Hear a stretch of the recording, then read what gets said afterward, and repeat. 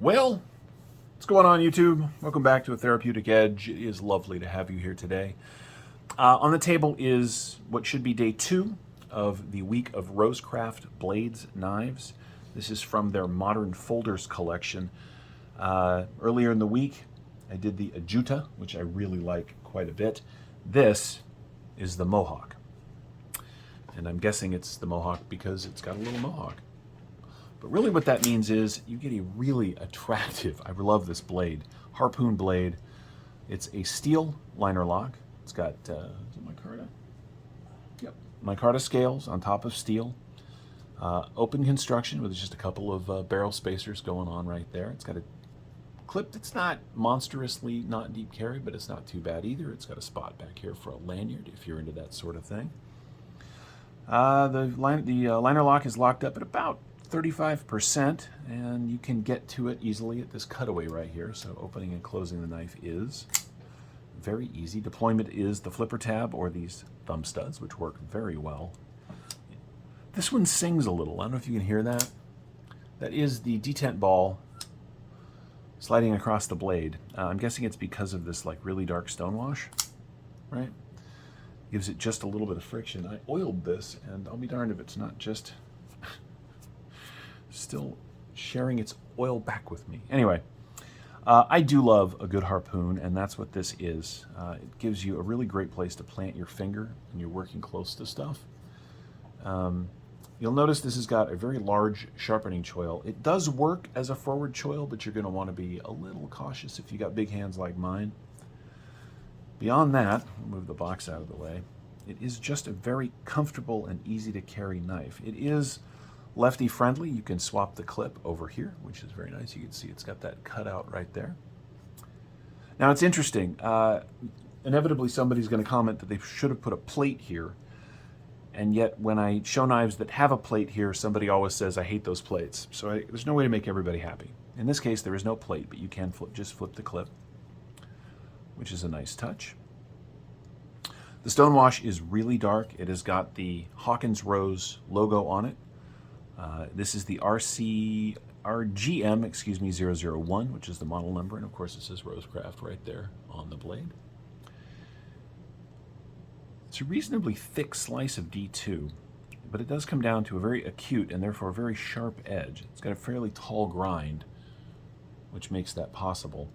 I've just enjoyed carrying it because I think it's a tough looking knife and it's very comfortable in my hand. Right? So let's take a look at what you get. You get about 3 1/16 of cutting on 3.5 inches of D2 steel. The grip area from behind the flipper is 3 3/4, which means there's plenty of room to move around on that handle. It's very nice.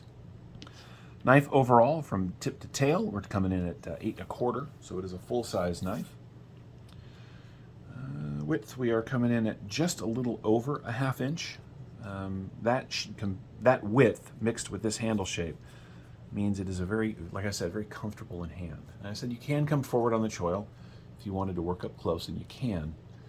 It's fantastic for draw cuts because of that harpoon. It just gives you a place to plant your finger and do the cuts. Very nice. And it is pokey. So if you needed to give somebody a little prod, it is really set up for that. And of course the flipper tab acts as a stop, so your fingers aren't going to come forward and you're not going to cut yourself. Closed length, we're coming in at 4 3/4, which is just fine. And of course the profile in the pocket is very nice. Not super thick. We're looking at about 1 1/4 inches, right? So it will fill the pocket, but not too badly. I think if you had a cell phone or something in that same pocket, you might find yourself in a little bit of trouble, but otherwise it's going to be just fine. The action on this knife is very good. We run it on bearings. I don't think so, but maybe. I think most of these are on bearings. I haven't taken it apart, so I'm not really sure. Overall, it is a good size knife. Let's go ahead and do some size comparisons, shall we? Here it is against our old friend, the PM2. As you can see, these knives are very, very similar in size, but you get a little more cutting area on the Mohok there. go up against our other dear old friend. I really like these things. You know, all these fancy knives I have, and I'm just a huge fan of these Spydercos. As you can see, it's bigger than the Para 3. What else is on the table that's interesting? Where's our fancy bug out? Oh, here it is. For those of you that are bug out fans, we'll go ahead and use a bug out. That will help you understand where we're at. As you can see, it is bigger than the bug out, and you get basically the same amount of cutting. You just get more handle, which makes it a more comfortable tool to use, which is very cool.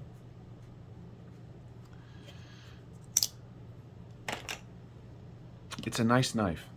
It's a well-sorted knife, and coming in, as I said, at $33.99 plus a little off, you just kind of can't go wrong. I really like what Rosecraft is doing, and of course the people that work there are spectacular, right? The actual Rose family is very nice. The other folks they have working for them, Andy and Swags, and well, you know, the team. They're great to work with. They're super friendly. They've got a real interest in good knives. I think overall they're going to be very successful, and if they keep doing stuff like this and stuff like the Ajuta and the Pocket Monster, it's just gonna work. And that makes me really happy because I want that for them. So let's go ahead and weigh it out. I don't think it's going to be a very light knife. Oh, I just dropped my knife. But let's go ahead and find out.